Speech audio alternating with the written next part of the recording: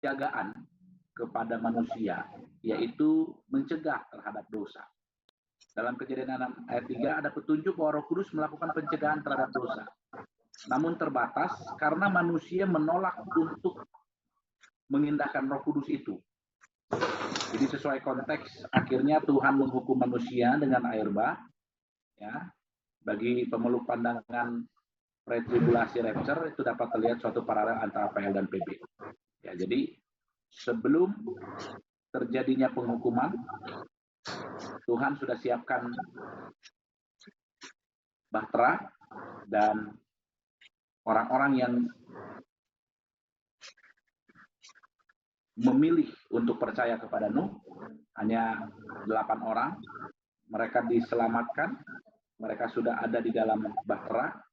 Lalu setelah itu turunlah yang namanya air bah ini. Ya. Lalu karya Roh Kudus dalam pewahyuan, inspirasi, ya. Pewahyuan itu dalam konteks penulisan Alkitab, inspirasi dalam konteks ketika kita membacanya. Nah, pewahyuan atau penyataan Allah berarti pengungkapan hubungan dengan kebenaran Alkitab.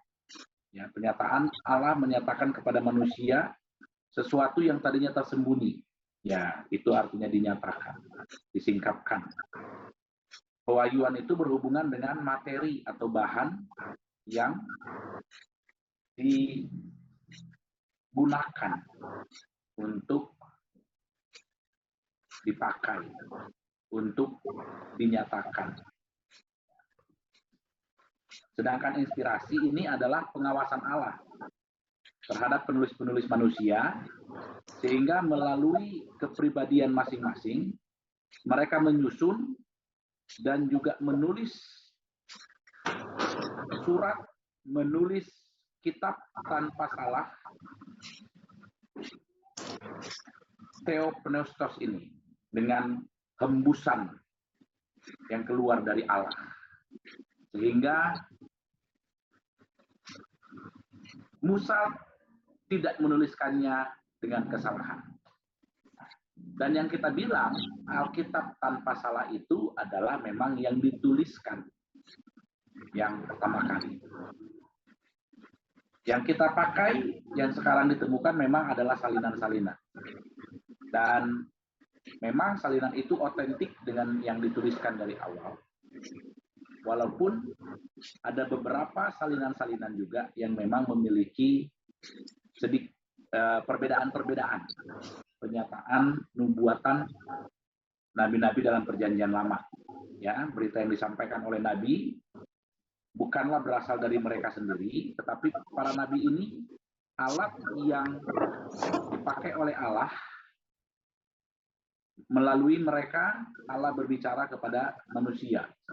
Jadi para nabi ini dipimpin oleh Roh Kudus ketika mereka menyampaikan pesan mereka. Ya, bandingkan kitab Yeremia, dia ada mengalami perjumpaan secara pribadi, dia dibawa kepada suatu penglihatan, pewahyuan, sehingga dia juga diutus untuk menuliskannya. Roh Kuduslah yang membimbing para penulis dalam kitab suci. 2 Petrus 1 ayat 1 dikatakan bahwa Roh Kudus yang menjaga para nabi menulis kitab-kitab dari kata-kata yang salah. Ya.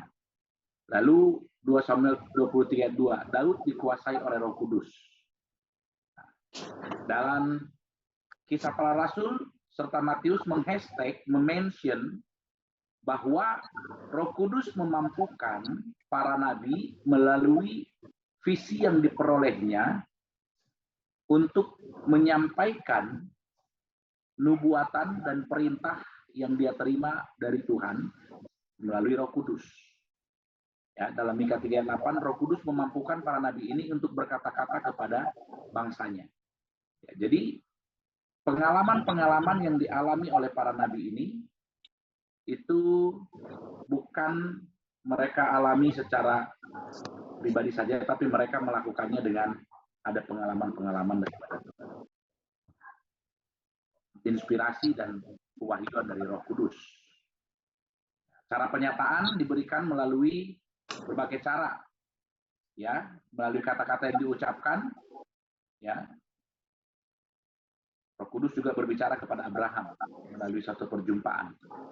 Dia berbicara kepada Musa supaya umat mendengarkan, dan berbicara kepada Yesaya. Jadi ada perjumpaan, ada pengalaman pribadi para penulis kitab ini. Bahkan juga kadang-kadang Roh Kudus berbicara melalui mimpi. Ada komunikasi khusus kepada orang-orang seperti Abimelek, malaikat Tuhan, gitu ya. Yosua juga melihat penampakan Roh Tuhan. Daniel juga melihat. Nah. Dan pengilhaman dalam Perjanjian Lama, Roh Kudus sendiri memberi wahyu dari seluruh kitab suci, termasuk Perjanjian Lama, beberapa catatan fakta. Ya. Para penulis Perjanjian Lama sadar bahwa Roh Kudus telah membimbing mereka dalam menulis. 2 Samuel 23. 2 Samuel 23 ayat 2 sampai 3. Di sini Daud berbicara gini. Roh Tuhan berbicara dengan perantaraanku. Firman-Nya ada di lidahku. Allah Israel berfirman, gunung batu Israel berkata kepadaku, apabila seorang memerintah manusia dengan adil, memerintah dengan takut akan Allah. Ya. Jadi di sini Daud sendiri mengatakan bahwa Roh Tuhan berbicara melalui perantaraan. Ya. Jadi 4 kali dia menyebut bahwa dalam bagian ini Allah berfirman kepada Daud. Walaupun memang pada waktu itu Kristus mengajar bahwa para penulis Perjanjian Lama dituntun oleh Roh Kudus. Dengan mengutip Mazmur 110, Yesus menjelaskan bahwa Daud mengucapkan kata-kata oleh Roh Kudus. Artinya Yesus mendasarkan argumentasinya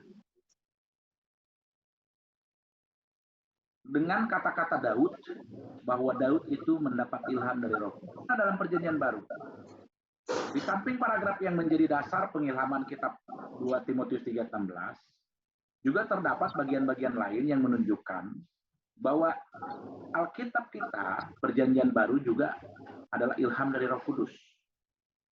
Kristus mengesahkan pengilhaman dalam Perjanjian Baru. Dan para penulis Perjanjian Baru menyadari mereka itu sedang menulis satu perintah Tuhan yang diwahyukan oleh Allah, diinspirasikan oleh Roh Kudus.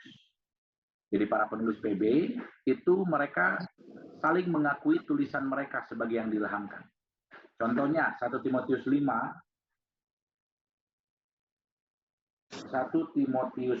ayat yang ke-18.